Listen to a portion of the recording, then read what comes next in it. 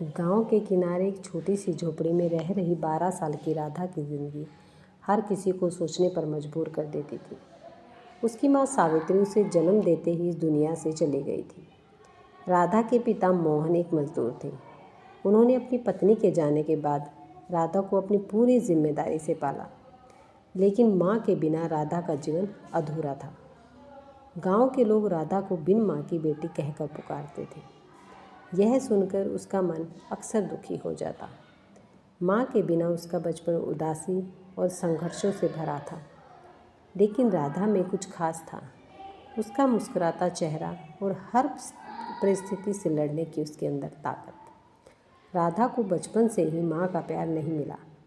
जब वह छोटी थी तो दूसरी लड़कियों को अपनी माँ से बातें करते, उनके हाथ का खाना खाते और दुलार पाते देखकर उसकी आंखें नम हो जाती थी।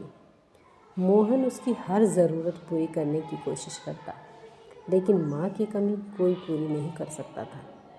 जब राधा के कपड़े फट जाते तो वह खुद सिलाई करके उन्हें ठीक करती। जब भूख लगती तो वह खुद चूल्हा जलाकर खाना बना लेती। राधा पढ़ाई में बहुत होशियार थी। उसका सपना था कि वह एक दिन बड़ी होकर डॉक्टर बने और उन बच्चों की मदद करे जो माँ के बिना ज़िंदगी जी रहे हैं। लेकिन गरीबी की वजह से मोहन के लिए उसकी पढ़ाई का खर्च उठाना मुश्किल हो रहा था। गांव के स्कूल के मास्टर जी रामदीन को राधा की मेहनत और लगन देखकर बहुत खुशी होती थी। उन्होंने राधा की मदद करने का फैसला किया। रामदीन ने गांव के सरपंच से बात की और राधा की फीस माफ़ करवा दी। गांव की औरतें अक्सर कहती बिन माँ की बेटी कभी कुछ नहीं कर पाएगी, लेकिन राधा ने इन बातों को अनसुना कर दिया। उसने ठान लिया था कि वह अपनी मेहनत से सबको गलत साबित करेगी। हर सुबह राधा जल्दी उठती, घर का काम करती और फिर स्कूल जाती। स्कूल से लौटकर वह खेतों में अपने पिता की मदद करती। उसकी मेहनत देखकर मोहन के दिल में एक अजीब सा गर्व होता था। एक दिन गांव में एक शहर से आई महिला सीमा राधा से मिलने आई। सीमा ने राधा के बारे में सुना था और उसकी कहानी ने उसे बहुत प्रभावित किया था। सीमा ने राधा की पढ़ाई में मदद करने का वादा किया। सीमा ने राधा को किताबें और नए कपड़े दिए। राधा ने सीमा को अपनी माँ की तरह अपनाया।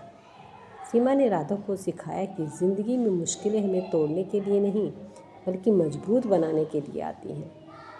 सीमा की मदद से राधा ने 10वीं की परीक्षा अच्छे अंकों से पास की। गांव वालों को अब उस पर गर्व होने लगा।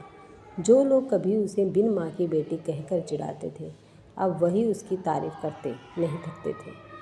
राधा का आत्मविश्वास बढ़ रहा था। उसने मेडिकल कॉलेज में दाखिला लेने का सपना देखा, लेकिन उसके पिता की आर्थिक हालत इतनी खराब थी कि वह फीस भरने में असमर्थ थे। मोहन ने अपनी बेटी का सपना पूरा करने के लिए अपनी ज़मीन गिरवी रख दी।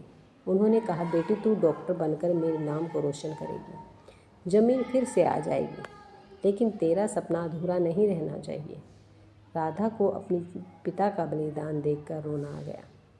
उसने अपने दिल में ठान लिया कि वह अपने पिता के त्याग को कभी व्यर्थ नहीं जाने देगी।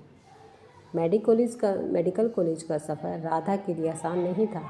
वहाँ उसे कई बार अपनी गरीबी और साधारण जीवन शैली के लिए अपमानित होना पड़ा, लेकिन उसने हर चुनौती को दृढ़ संकल्प और मेहनत से पार किया। राधा ने मेडिकल कॉलेज में टॉप किया। अब वह डॉक्टर बन गई थी। गांव में उसकी कामयाबी की चर्चा हर जगह थी।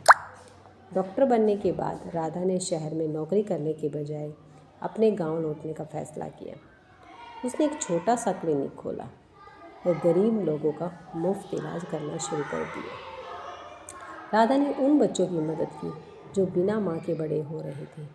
वह उनके लिए एक माँ जैसी बन गई। उसके काम ने गांव में एक नई उम्मीद जगा दी। राधा ने साबित कर दिया कि माँ की कमी के बावजूद अगर इंसान के पास हिम्मत और लगन हो तो वह हर मुश्किल को पार कर सकता है। बिन माँ की बेटी कहकर उसका मजाक उड़ाने वाले लोग अब उस पर गर्व करते थे। यह राधा हमारे गांव की शान है। राधा की कहानी हमें सिखाती है कि मुश्किलों का सामना